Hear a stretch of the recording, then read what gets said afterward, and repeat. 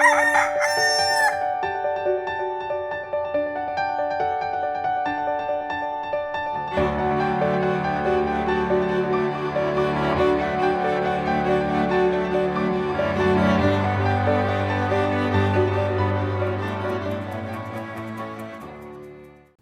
buntag mga pamilya. Father Arnold po mula sa Jesuit Mission District sa Bukidnon. Saluhan niyo po muna ako tayo magkapit, pandasal. Maraming beses na po siguro tayong nabigo dahil sa mga pangakong napako.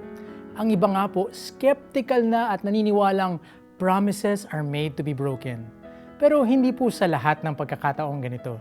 Kapag Diyos ang nangako, makatitiyak po tayo, hindi tayo mabibigo.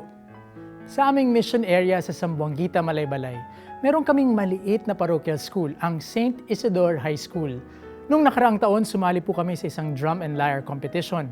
Pero ang SIHS band, kulang po sa kagamitan. Nang makita ko pong porsigido ang mga bata na matuto at makasali, naisip kong hindi ko sila pwedeng pabayaan. Naghanap po ako ng mga mangangakong tutulong sa amin na makabili kami ng mga instrumento at uniforms. At sa awa po ng Diyos, natulungan kami ng maraming mga tao. At sa kauna-unahang pagkakataon, nanalo pa po kami ng 3rd place. Naganap po ito dahil tinupad ng ibang mga tao ang kanilang mga pangako na tumulong sa amin.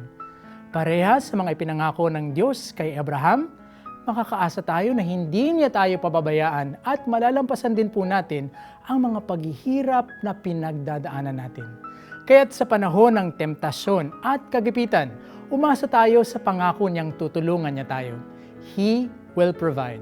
Ako po muli si Father Arnold na nagpapaalalang every morning is a blessing.